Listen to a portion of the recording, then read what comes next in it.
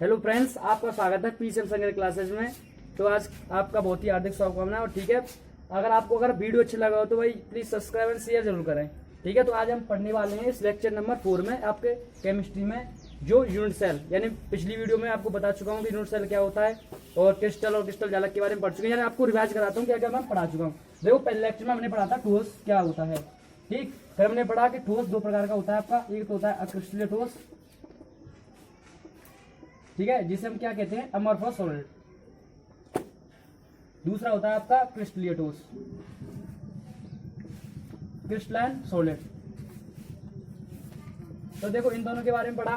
फिर हमने क्या पढ़ा कि इनका जो डिफरेंस था, इन दोनों के बीच में डिफरेंस क्या क्या होता है उसके बारे में पढ़ा कि क्रिस्टलीय ठोस में क्या डिफरेंस होता है, अक्रिस्टलीय ठोस में क्या डिफरेंस होता है। फिर हमने लेक्चर नंबर 3 में क्या पढ़ा, लेक्चर नंबर 3 में हमने पढ़ा कि अक्रिस्टलीय ठोस में हमने पढ़ा क्रिस्टल को प्लस क्रिस्टल जालक के बारे में पढ़ा।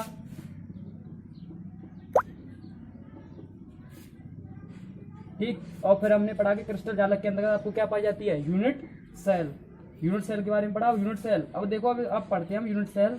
भाई जैसे अगर मैं आपको समझाता हूँ, जैसे कोई ईंट है ये, ठीक, ईंट है, जैसे कोई ये ईंट है, अगर मैं 3D स्ट्रक्चर बना दूंगा ईंट का।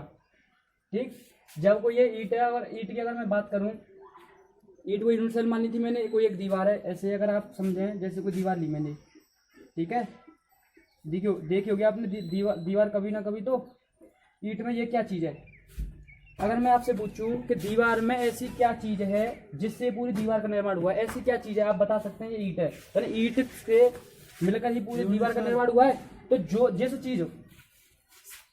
चीज इस दीवार में क्या चीज सबसे ज्यादा इंपॉर्टेंट है, ईंट। तो इसी प्रकार से जो क्रिस्टल जालक होता है, क्रिस्टल जालक में क्या इंपॉर्टेंट है, यूनिट सेल है। यूनिट सेल को अगर मिलाया जाए तो ये क्रिस्टल जालक का निर्माण किया जा सकता है। उसी प्रकार से अगर इस ईंट को ऐसे मिलाया जाए तो एक दीवार का निर्माण होगा। उसी प्रकार से इस दीवार में जो ईंट है भाई, ईंट हम अलग अलग प्रकार की यूज कर सकते हैं। कैसे कि एक ईंट मान लो ऐसी है तो एक ईंट ऐसी भी हो सकती है, एक ईंट आपकी ऐसी भी हो सकती है। तो उसी प्रकार से यूनिट सेल को भी हम चेंज कर सकते हैं, उसमें भी बदलाव कर सकते हैं। ठीक है, उसी के बारे में पढ़ेंगे आज। यूनिट सेल में कैसे कैसे चेंजिंग कर सकते हैं हम, किसको हम बदल सकते हैं, किसको।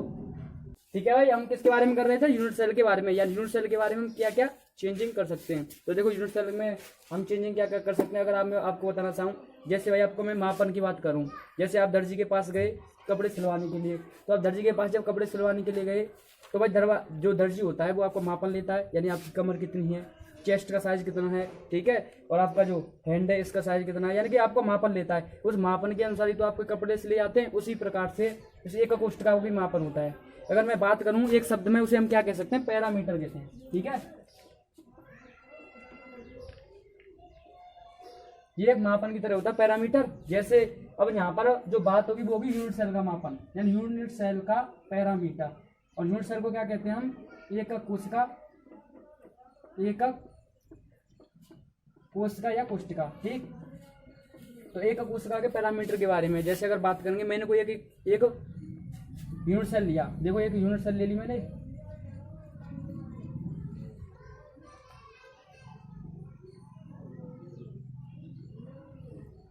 देखो कोई यूनिट सेल ले ली मैंने।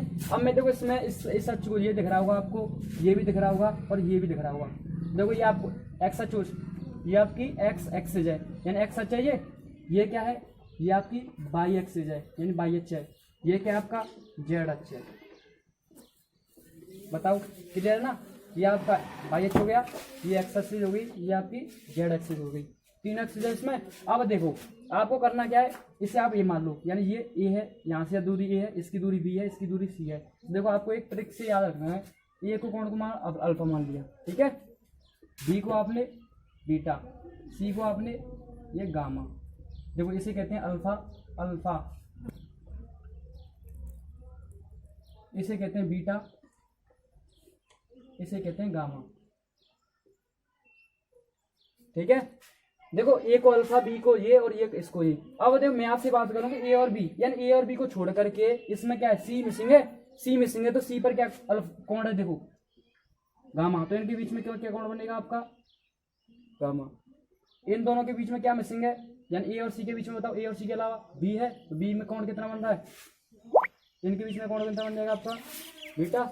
अब मैं बात करूं कहाँ है? बी और सी के बीच में क्या मिसिंग है? आप समझ रहे होंगे, बी और सी के बीच में जो मिसिंग है वो ये है। ए पर कोण कितना बताओ?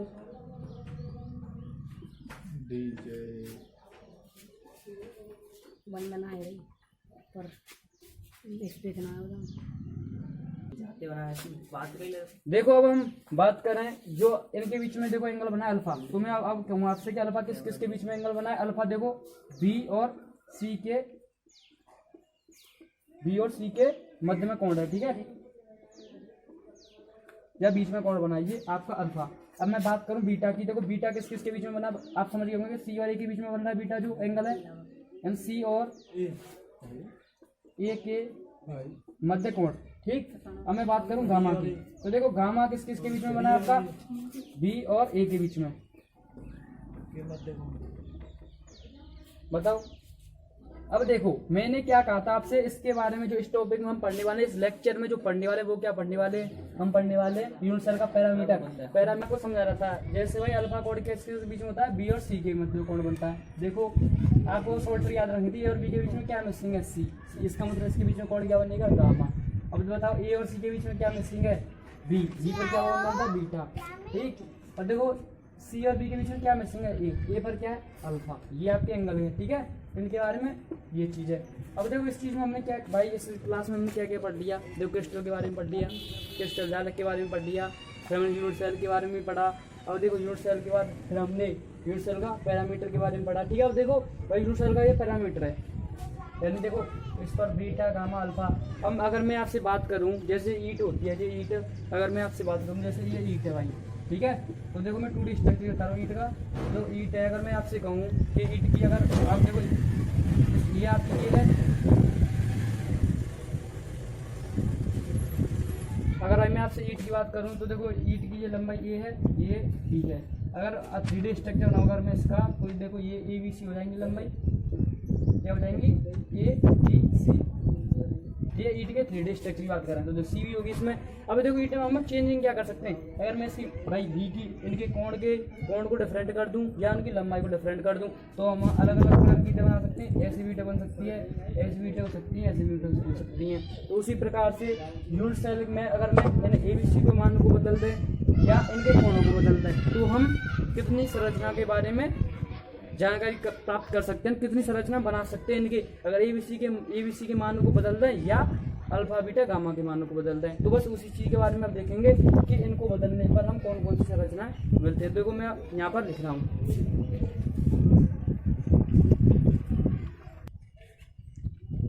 देखो भाई मैं आपको एक चीज़ों के बारे में बताना चाहता हूँ। जैसे भाई हमारे पास कोई एक यूनिट सेल है, ठीक है, कोई एक यूनिट सेल है। और देखो यूनिट सेल में भाई कुछ अवयवीकरण होते हैं, जैसे भाई यूनिट्स, आप बस फैक्ट समझ के इनको समझ लेना। अवयवीकरण कैसे मिलेंगे हम आगे बढ़ेंगे इस चीज़ के बारे में। देखो अगर यहाँ पर कोई अवयवीकरण है, यहाँ पर है, ठीक है, यहाँ पर अवयवीकरण है, यहाँ पर है, इससे अवयवीकरण है मान लो, ठीक है।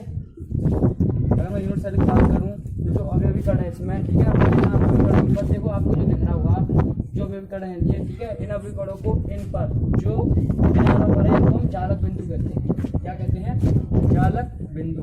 दैट इज जो किनारों पर होते हैं, यानी यूनिट सेल के जो किनारों पर जो आपको अवयवीकरण मिलेंगे उनको क्या कहता है? जालक बिंदु या लैटिस पॉइंट कहा जाता है उनको, ठीक। ये अब देखो हम नेक्स्ट टॉपिक पर चलते हैं। क्या मैं उस यूनिट सेल के बारे में बता रहा था जिसको अगर हम संरचना को चेंज करें, ठीक है, यूनिट सेल का अगर मैं अच्छी लंबाई को चेंज करूँ, अच्छी कोण को चेंज करूँ, अच्छी लंबाई कोण को चेंज करने पर हमें 7 ऐसी ये संरचना प्राप्त होती है। उनकी अगर लंबाई को या अच्छी लंबाई को चेंज कर दो या अच्छी कोण को चेंज कर दो, ठीक है, ये हमें प्राप्त होती हैं। अब देखो इसमें क्या क्या होता है? देखो इसमें सबसे ज्यादा इंपॉर्टेंट आपको याद रखना है सिर्फ ओनली इन दो चीजों को, एक तो इसको और एक आपको इसको, ठीक है। देखो अगर मैं आपको समझाना चाहूँ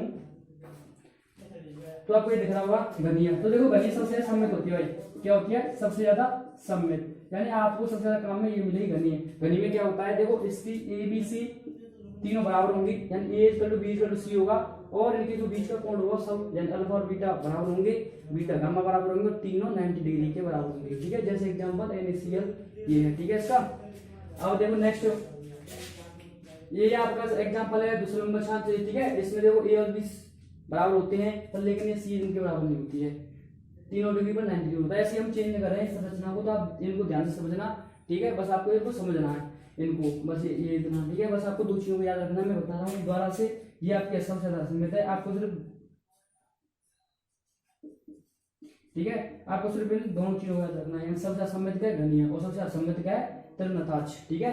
ये जिसमें देखो ए बी सी है तीनों, ना तो तीनों की लंबाई बराबर होंगी, ना ही तीनों का कोण बराबर होगा, ना ही तीनों 90 डिग्री के इक्वल टू होंगी, ये है आपका तृणताज, ठीक है। आप इन दोनों को याद, एग्जाम्पल को याद रखना और इनको आप समझ लेना। एक एकताज क्या होता है जिसमें तीनों बराबर हो, अल्फा और बीटा 90 डिग्री हो, पर बीटा 90 डिग्री ना हो, तो उसे हम एकताज कहते हैं, ठीक है। इसमें आप इन चीजों को याद रखना। अब भाई ये स्ट्रक्चर दिया, ठीक है, स्ट्रक्चर के बारे में पता पड़ेगा आपको, पता तो चल जाएगा वो कौन सा असमित, सबसे असमित ये है घनीय और ये सबसे ज्यादा असमित है। मैं बता रहा था आपको इसके बारे में, जिसमें सबसे ज्यादा इंपॉर्टेंट चीज आपको इसका रखना है, सबसे असमित है और इसका रखना है सबसे ज्यादा असमित है, ठीक है। इसी के बारे में आपको बता रहा था। अब देखो मैं आपको कुछ इन संभव विविधताओं के बारे में बताऊं। वैसे तो ये जो ये विविधताएं आपको अभी शायद क्लियर नहीं हो पाएंगी, क्योंकि जो नेक्स्ट वीडियो है आपका, जो नेक्स्ट लेक्चर आने वाला वो इसी पर आधारित रहेगा। देखो आदि को हम SCC कहता है, ठीक है, ये इनका नाम है, इनके बारे में हम आगे वाले लेक्चर में पढ़ेंगे। पर लेकिन इनकी संरचना के अगर मैं बारे में बात करूं तो एक फ्रेंच वैज्ञानिक थे, फ्रेंच गणितज्ञ, ठीक है, फ्रेवे, यानी उन्होंने बताया था कि अगर जो घनीय संरचना है सात, इन 7 संरचनाओं को अगर मैं बनाना चाहूँ, जैसे भाई अगर आपको मैं अगर समझाना चाहूँ, जैसे घनीय संरचना दिख रही है आपको, देखो भाई इस एग्जाम्पल द्वारा समझना। जैसे अगर मैं आपको बताना चाहूँ, देखो आप इस चीज को मान लो ये एक ईंट है और ये किस प्रकार की ईंट है, यानी दोनों अलग अलग प्रकार की ईंट हैं। क्या आप, मैं अब आपसे पूछूं, मैं आपसे ये क्वेश्चन करूं, क्या ये ईंट और ये ईंट इसका पैटर्न बराबर होगा? तो आपका आंसर होगा नहीं, क्योंकि भाई इस ईंट जो ऐसी ईंट होगी इसमें अल्फा बीटा 90 होगा, ठीक है। जो ये ईंट जो बनेगी वो इस ईंट जैसी इसकी संरचना नहीं होगी, इसका स्ट्रक्चर इसके समान नहीं होगा। हाँ, पर ये कह सकते हैं हम कि इसमें देखो क्या है, आपको दिख रहा होगा ये आद्य, आद्य का मतलब होता है वैसे SSC, ठीक है। देखो इसमें भी आद्य संरचना, इसमें भी आद्य संरचना हो तो सकती हैं, पर लेकिन इनका पैटर्न अलग होगा। आप ये नहीं कह सकते कि इससे जो ईंट बनेगी और इससे जो ईंट बनेगी सेम होगी। देखो ये भी घनी है भाई, इसमें भी आपको घनी दिख रहा है, ये इसमें भी घनी है, पर लेकिन इसका पैटर्न चेंज है, इसका स्ट्रक्चर अलग है, ठीक है।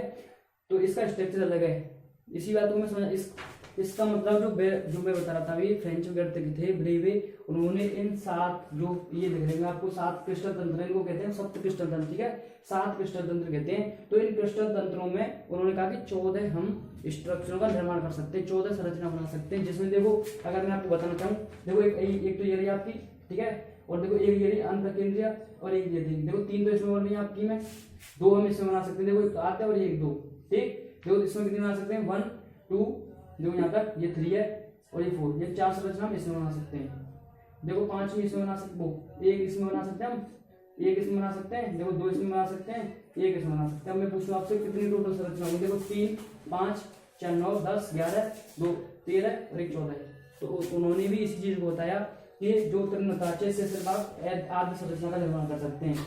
और देखो अलग अलग अगर ये सेम होती भाई, ठीक है, इनका स्ट्रक्चर अगर सेम होता, ऐसे इससे जो ईंट बन रही है इससे जो ईंट बन रही है अगर समान होती, तो फिर ये अलग अलग नगरी जाती, यानी घनी में ही दोनों से मिल जाती। पर लेकिन इनका पैटर्न अलग होगा, पैटर्न अलग होगा तभी तो इनको देखो इसमें अलग जुड़ी है ये संरचना, इसमें अलग संरचना जुड़ी है, ठीक है, अलग अलग संरचना को दिया गया इसमें। तो देखो जो घनी होता है इससे हम 3 संरचना का निर्माण कर सकते हैं। और देखो अब जो चैप्टर आगे बढ़ेगा सिर्फ ओनली घनी पर आधारित होगा, घनी में ये 3 संरचनाओं के बारे में हम पढ़ेंगे नेक्स्ट लेक्चर में, ठीक है। नेक्स्ट लेक्चर में हम इसी के बारे में पढ़ेंगे।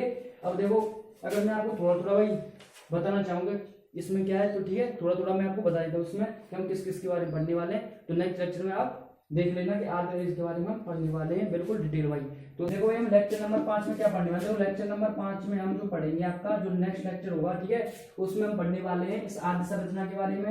इन आद्य संरचना क्या होती है आपके इसमें पढ़ेंगे, अंत केंद्रित फलक क्या होता है अंत केंद्रित के बारे में, और ये इसके बारे में पढ़ेंगे या फलक केंद्रित में, ठीक है, इसके बारे में। और आपको मैं समझा दूंगा जब मैं इनको पढ़ा दूंगा, क्योंकि इनको पढ़ने के बाद ही स्पष्ट होता है। क्योंकि जो आद्य संरचना होती है इसे हम तो SSC कहते हैं भाई, ठीक है, SCC कहते हैं, सॉरी SSC नहीं SCC, ठीक है, अंत को हम BCC कहते हैं, इसको हम FCC कहते हैं, ठीक है। तो इनके बारे में आपको डिटेल में पढ़ना है, FCC क्या चीज होती है, BCC क्या चीज होती है और SCC क्या चीज होती है, ठीक है। इसके बारे में लेक्चर नंबर 5 में पढ़ने वाले हैं।